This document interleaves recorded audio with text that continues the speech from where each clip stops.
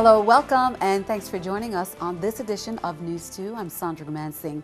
The territory is poised to launch internet gaming now that the Attorney General has provided confirmation that the VI's law on internet gambling is legal. The law had been in limbo since 2004 when its legality came into question. News 2's Erica Parsons has more.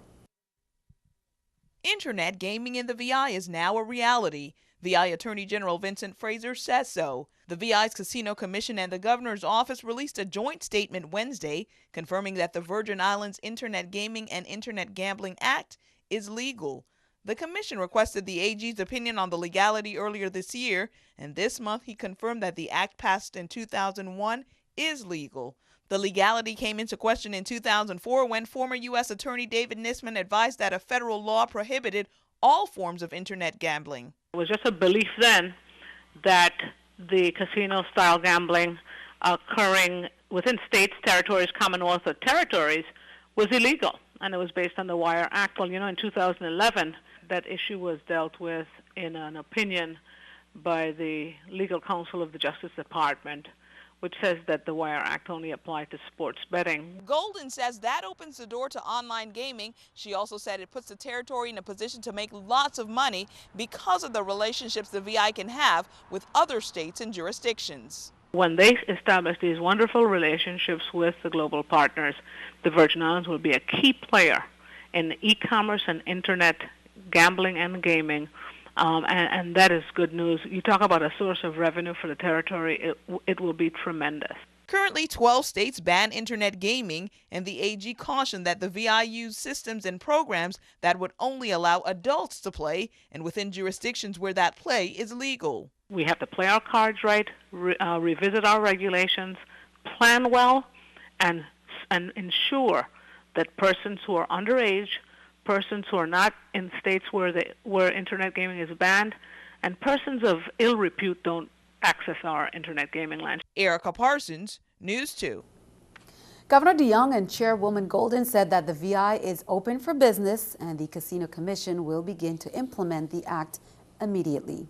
Well, saving just one young person from this tragedy will make this all worthwhile. That was the message from VIPD's Commissioner Rodney Querrard, who was prompted to make a statement after cases of people being arrested and charged for various infractions related to the rape of minors. When these cases eventually comes to the attention of law enforcement, the perpetrator can be arrested and face up to 20 years in jail. Meanwhile, the young girl or boy is left emotionally devastated on several different levels, which can affect them the rest of their lives. Parents, guardians, and loved ones of minors, I urge you to talk to your daughters and sons. Make sure they understand the dangers of early sexual activity. Talk to your sons about the laws against engaging in sexual activity with underage females. If you know anyone in this situation, please make an anonymous call to Crime Stoppers or tell someone in authority, such as a teacher or law enforcement officer who you trust. Saving just one person from this tragedy would make this all worthwhile. Saving all is our goal for the betterment of our future. Meanwhile, treatment of toy guns has taken on a more serious turn. Last weekend, some individuals were apprehended by police and were found carrying replica guns and a real one. This has caused for concern for the VI Police Department, and they're issuing a note of caution against brandishing replica weapons. News 2's April Knight has details. This Halloween, carrying toy guns might be just as dangerous as carrying real ones. So the VI Police Department says, if you can help it, don't. Just this past weekend, individuals were found to be in possession of 2 replica firearms and a real firearm dressed in Halloween costumes.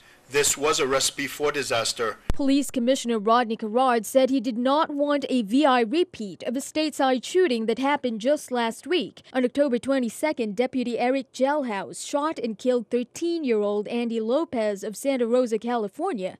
Lopez was holding a toy gun. Manufacturers are making pellet guns and paint guns to resemble as close as possible almost all makes and models of real firearms, handguns, and long guns.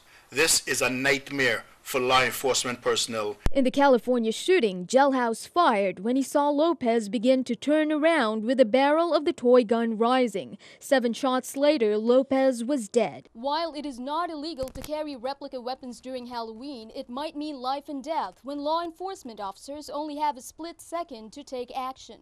Officers are not trained to ask any individual if what they are carrying is real or not. They are trained to stop the threat, no matter the age of the person in question. A 10-year-old with a firearm is just as dangerous as a 50-year-old with a firearm. In a territory already beset by violence, the police cautions the community, think twice before buying that plastic handgun, Halloween or not. April Knight for News 2. And the police encourage those who are celebrating Halloween tonight to be mindful of their safety and those around them. Well, with that in mind, trick-or-treating is one of the most important parts of celebrating Halloween. To make sure that your children have a safe time trick-or-treating this Halloween, make sure to follow these 3 important Halloween safety tips and rules. The first Halloween safety rule is to make sure your child is aware of their surroundings. Be careful in the dark, being cautious of traffic and trying to get most out of trick-or-treating in when it's still light out. And there are 3 very important parts of Halloween safety. A great rule for trick-or-treating is to make sure your kids carry a cell phone and give you a game plan of where they're planning to trick-or-treat. Have them call every so often to let you know how they are. Travel in groups. A general safety rule is that it's always best to travel in a large crew. Also, make sure your child has their accountability buddy, which is a partner that keeps tabs on them and vice versa. There's safety in numbers, and for younger kids, that group should include an adult. The most important Halloween trick-or-treating safety rule and tip is to make sure your kids do not eat candy before you have a chance to check it. Pack a snack for your child and instruct them not to eat any of their treats until they're home. When checking the Halloween candy, look for evidence of tampering. Anything that looks weird should be tossed immediately. And for motorists, please drive carefully. There may be many young ghosts and goblins roaming around in the neighborhood, and some might be wearing masks too, so keep that in mind. The Elections Assistance Commission finally released the results of the audit that was done on the election system of the Virgin Islands, specifically its use of funds provided by the federal government to improve the VI election process. Deputy Inspector General Mary Kendall stated in a letter to EAC Inspector General Curtis Kreider that they found an absence of basic internal controls in the election system, which led to mismanagement and poor administration of federal funds. Findings also included deficiencies in payroll and procurement, inaccurate and late financial reporting, and unreported program income that has put about $3.3 million in funds in risk of fraud, waste, and mismanagement. And we'll have more on the audit results in a later newscast. Well, if you have any information about the following crimes or any persons involved, you are urged to call Crime Stoppers USVI at 1-800-222-TIPS or submit a web tip, and you never have to give your name or appear in court. Crime Stoppers will pay a cash reward of up to $2,500, and you can remain anonymous. And here's our Crime Stoppers report. On St. Croix on Sunday, September 29th at 6:45 p.m., 30-year-old Leodell Isles was shot and killed in the vicinity of a vacant parking lot across from Cane Bay Beach. A witness gave a description of a light-skinned male with dreadlocks leaving the area on foot. Over on St. John, on October 16th, about 1 a.m., the owner of Island Blues in Coral Bay closed the business. On October 25th, about 1 p.m., when the business was reopened, it was discovered that someone had burglarized the business and stolen a 42-inch black Samsung TV, a soundboard, several bottles of liquor, and a Wi-Fi router. On St. Thomas on Wednesday, October 23rd at 11:40 p.m., officers responded to a call for the manager of Kmart in Lockhart Gardens, who stated that 2 armed masked males took an unknown amount of money from the office safe. The robbers then fled the store through an emergency exit that leads to the 10th Street. Help police identify and arrest these robbers. Step up and be part of the solution. Continue to help our community become a safer place to live. Submitting information on these or any other crimes at www.crimestoppersusvi.org or by calling 1-800-222-TIPS. Remember, if your tip leads to an arrest or the recovery of stolen property, illegal drugs, or weapons, you will receive a reward to be paid according to your instructions. You can also help by contributing to the Crime Stoppers Reward Fund. The Department of Labor has triggered Tier 4 of the unemployment emergency compensation in the territory. This was brought on by data released by the Bureau of Labor Statistics on October 22nd. It indicated that the estimated 3-month average seasonally adjusted total unemployment rate in the Virgin Islands was 9.8%, exceeding the 9% trigger rate for Tier 4. Individuals who have exhausted Tier 3 benefits will receive an application in the mail within the next week. Claimants can submit their completed applications to VI Department of Labor. While the days of turning off your electronic devices for takeoff and landings may be over, the Federal Aviation Administration is changing its policy. Danielle Nottingham reports from Reagan National Airport. Airline passengers will soon be able to go gate to gate using e-readers, iPods, and Game Boys. The FAA is loosening its rules on most portable electronic devices. Airlines can safely expand passenger use of portable electronic devices during all phases of flight. Business traveler Teresa Smiley says it's about time. I am on the road like 12 weeks out of the year. It's really annoying to put your Kindle away and then get it back out and then put it away again. Phone calls are still not allowed. Neither is surfing the web or sending email unless you're using the plane's Wi-Fi connection. Laptops must be put away during takeoff and landing because of their size, and all gadgets will have to be put down during the safety instructions. I certainly believe there is relief for the flight attendants. They did not want to be sheriffs in the cabin. That's not what they're there for. The FAA will have to sign off on each airline's plan for implementing the changes. Some are ready to let passengers keep their devices on as soon as they get the okay. Danielle Nottingham, News 2. Delta and JetBlue both announced they have already filed their plans with the FAA to allow passengers to use their devices during takeoff and landing. Keeping our eye on the economy, Facebook's quarterly earnings blew past Wall Street's expectations, but investors were spooked by news that teenagers are spending less time on the site. The social media site also said that it doesn't expect to significantly increase the number of ads it shows in users' feeds. Analysts worry that could slow down Facebook's advertising growth. This is the New York Stock Exchange with Scotiabank Stock Market Watch. Everything down. The Dow 73, NASDAQ 10, S&P 6.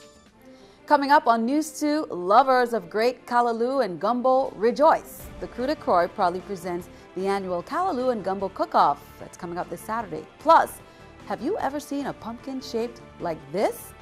Find out who grew this pumpkin on St. Thomas. We'll be right back.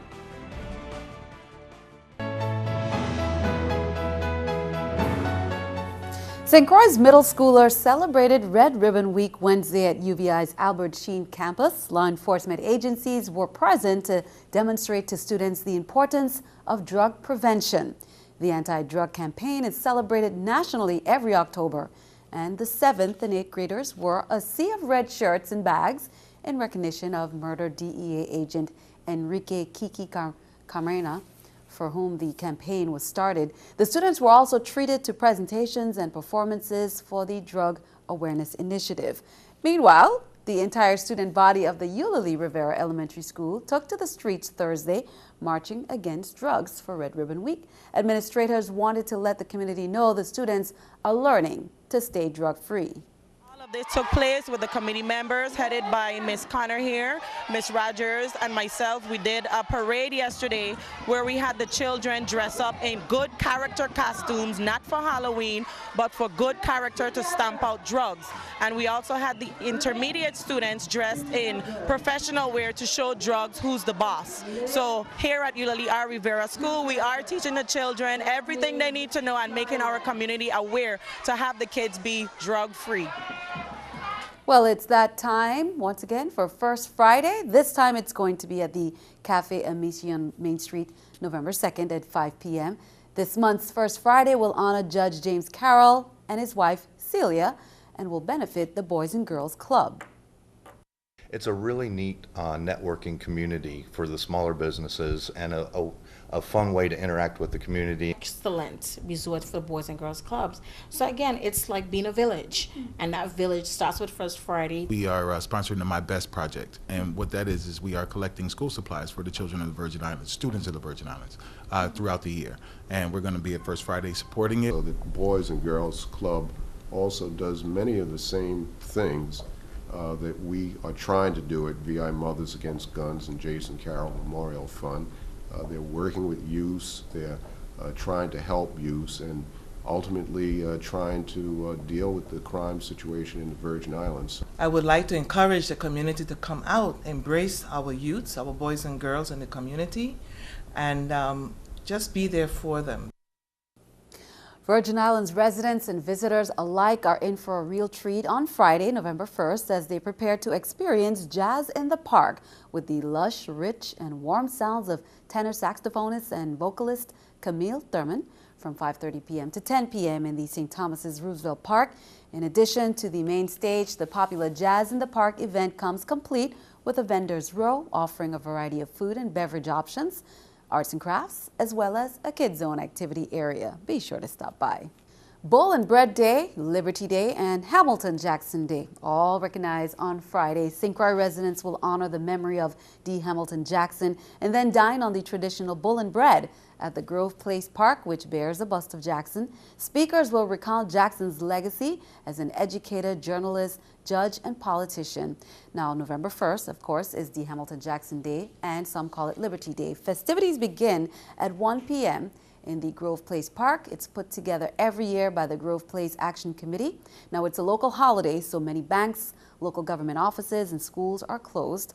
In addition to the Grove Place event, a documentary about Jackson will be shown at 7 p.m., also on Friday, at the United Caribbean Association Kitchen in Frederiksted. Lovers of great callaloo and gumbo, rejoice. The Crew de Croix proudly presents the annual Callaloo and Gumbo Cook-Off Saturday at 2 p.m. on the Christiansted Boardwalk. The tasting begins at 3 with some of the island's top chefs cooking up their secret recipes. There will also be karaoke and a dunk tank. Proceeds help the Crew de Croix sponsor other events, including the Mardi Croix Parade. I love the things that Crew de Croix does, and the hot sauce competition down here I went to and had a really good time, so I'm happy to enter it.